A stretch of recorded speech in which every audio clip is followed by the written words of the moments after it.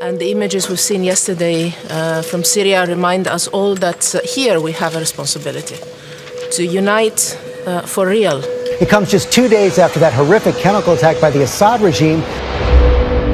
We begin now in Russia, where authorities are investigating a possible terrorist attack. Amateur videos show the chaos and shock underground as dazed commuters tried to figure out what had happened.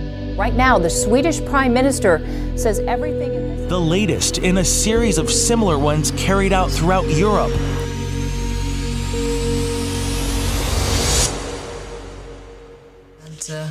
I want to be very frank. This is the most complex and the most violent conflict in our times. Under the cover of darkness, dozens of U.S. Tomahawk cruise missiles fired into Syria from 2 Navy warships in the Mediterranean. Overnight, North Korea launched another ballistic missile into the Sea of Japan. This week's mid-range missile test, a sign of Pyongyang's growing strategic prowess. The world we live in right now seems frankly paralyzed in the face of the hell in Syria. Has drawn in many world powers, including Iran and Russia.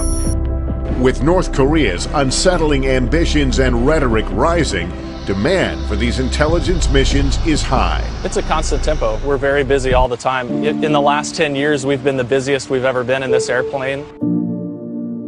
No regional, no global power has the strength to solve it alone. We see many that have the attempt to worsen it by the day. This will only make the situation worse, not only for the Syrians, but also for the rest of the world. But in addition to that, we're in this unique situation of environmental crisis that is astounding. We stand at a critical point in our history. Already at the beginning of the year, we are facing the largest humanitarian crisis since the creation of the United Nations. A famine declaration by the World Food Program is very rare, and yet it's happened here. Now, the humanitarian crisis in South Sudan is escalating. A growing famine and ongoing conflicts in African countries are prompting the United Nations to warn that the world is facing the biggest humanitarian crisis since the end of World War II. 20 million people in the region.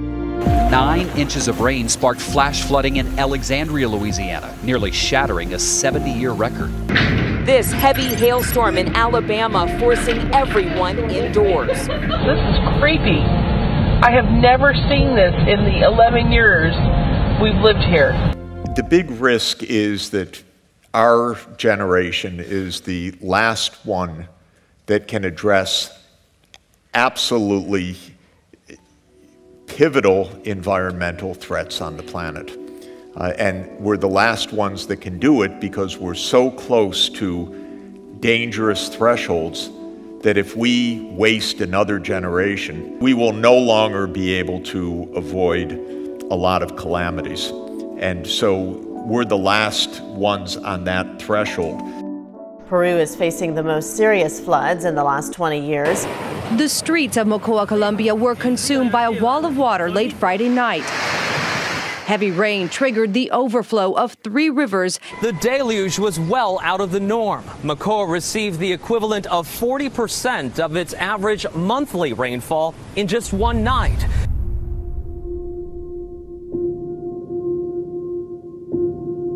Severe flooding continues in Argentina and Ecuador, with both countries having experienced continuous heavy rainfall for 10 days.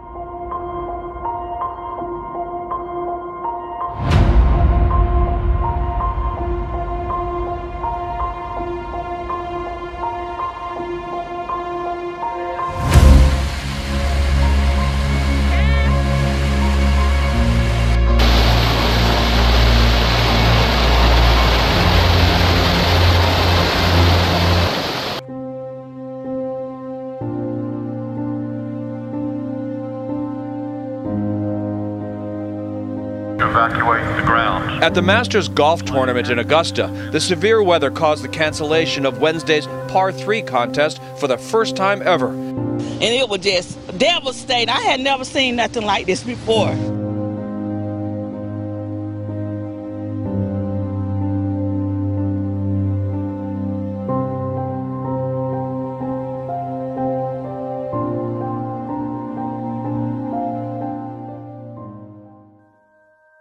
Pope Francis is welcoming Prince Charles and Camilla to a private meeting at the Vatican today. The visit is part of their 9-day tour. So I think focusing on what they had in common, focusing on peace.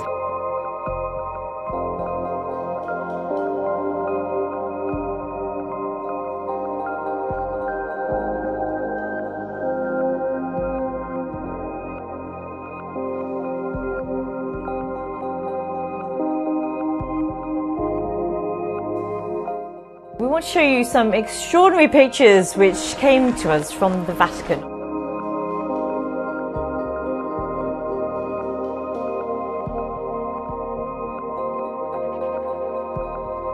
And you can see, I'm not making this up. It comes, you might say, right out of the Pope's own mouth.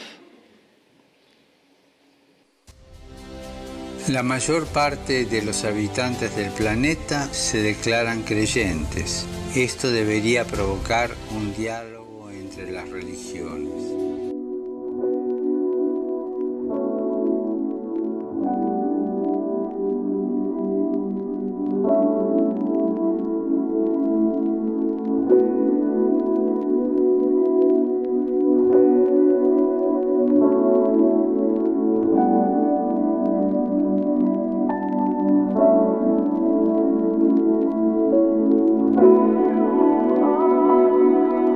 Within hours of Pope Benedict announcing that he was to resign, take a look at this. Lightning struck St. Peter's Basilica. En esta multitud, en este abanico de religiones, hay una sola certeza que tenemos para todos. Todos somos hijos de Dios. So when you ask what are we going to do about it, there really is the potential to cooperate. And how do you cooperate in a big, complicated world? Actually, it's interesting. There's no leader right now in the world. You know, there are more or less important people, President Xi Jinping or Donald Trump, of course, important, but they're not leading. There are wonderful people like my boss at the UN, Secretary General Antonio Guterres, but the UN Secretary General, he's got a unique institutional role, but he doesn't lead the world in any sense. He's not a conductor of the world orchestra. So there is no leader.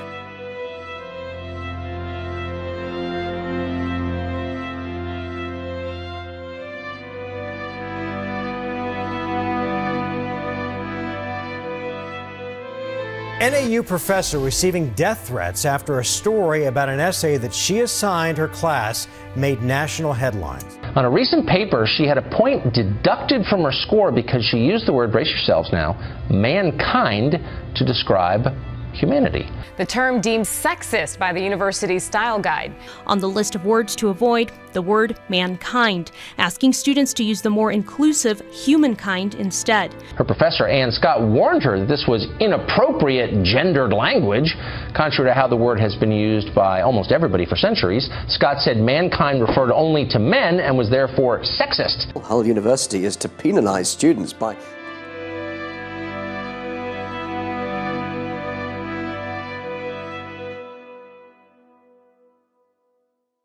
On the other hand, it can lead to, I think, blur and confusion. Language itself, which is symbolic, isn't it? Oh, it is. It's a way in which we turn feelings and ideas into communicable forms. That's fair enough. We don't want to offend anyone. But on the other hand, you can see that you're sort of sucking the juice out of language.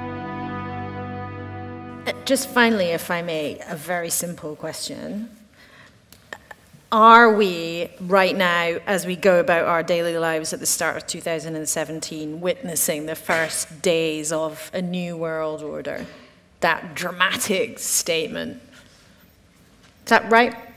We're in the middle of really profound change, no question about it.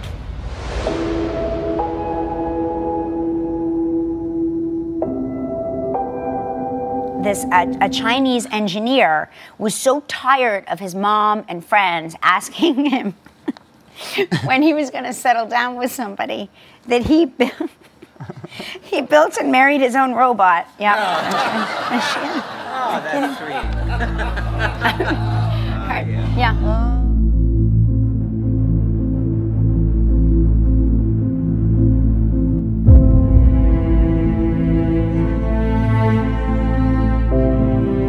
Yes, indeed. So let me ask you, would you let your employer, and our employer is Rogers, but would you let your employer, let's say, implant a microchip in you? Because one office in Sweden is doing just that.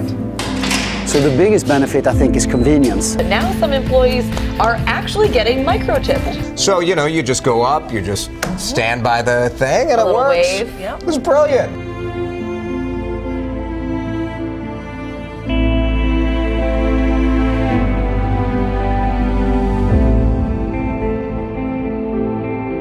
The story is set in the future when the lines between humans and machines are blurred.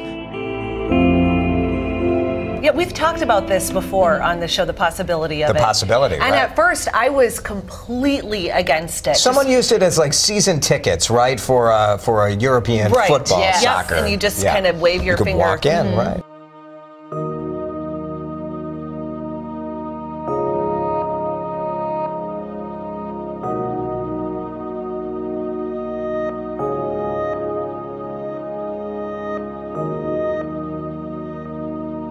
I started thinking about how things have changed in 40 years. When I was in college, nobody would have dreamed that we were all going to be taking photographs with one of these instead of one of these.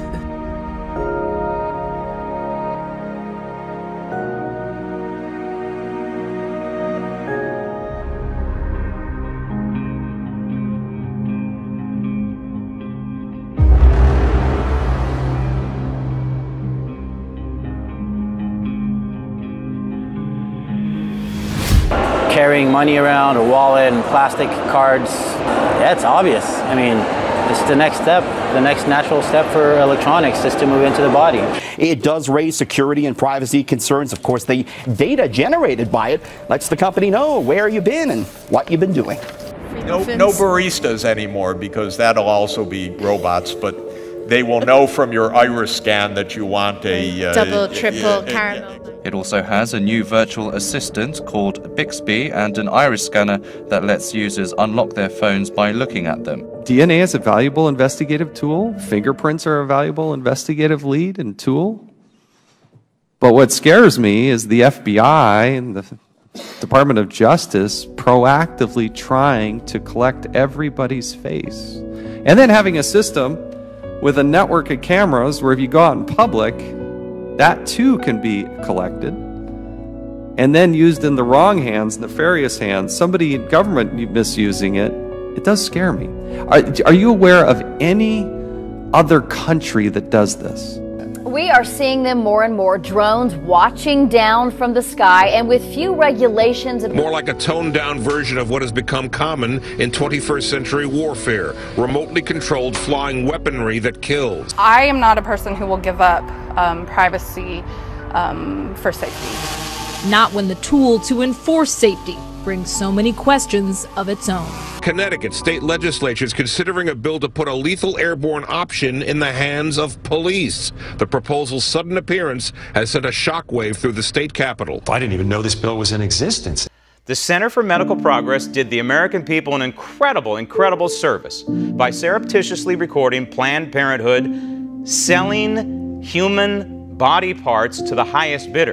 Is there any standard procedure for verifying signs of life? Well, the thing is, that doesn't go in a chart. I mean, the key is you need to pay attention to who's in the room, right? The release comes as its founder, David Daleiden, faces more than a dozen new felony charges in California. The California Attorney General has charged David Daleiden and Sandra Merritt. So instead of prosecuting Planned Parenthood for crimes against humanity, California is attempting to shoot the messenger by suggesting that these citizen journalists have no First Amendment rights. It's astounding, truly astounding.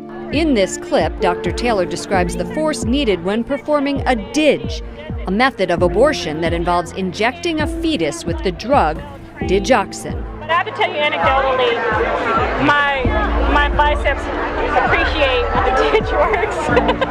Really? It's in the biceps when you're doing a D&E? It does not take me any longer to complete and killing them, it is catastrophic. This is, in the big picture, this is part of the collapse of a civil society here. It's almost unbelievable to watch. Steph, thanks. But the initial attraction of this new religious system, Paul tells us, is basically, well, the way he phrases it is peace and safety. Where all Syrians will be able to live in peace and security. Paul would put it this way in 1 Thessalonians 5:3, that the message will be peace and safety. The word peace there literally means the end of war, the end of conflict. There will be harmony and unity and peace on earth and goodwill towards men. This will be the new utopian era. The word safety means there will be certainty, there will be stability, physical and economic security. These two things have powerful attractions to most people because we live in a broken, wounded, and violent world that's troubled with all sorts of ugly things. And the idea that one person can come on the scene and by almost a wave of a wand or divine caveat or just simply political muscle can make all of that ugliness go away and bring peace on earth. And most importantly, the word that Jesus used was deception and delusion. That men will be deceived and they will be deluded.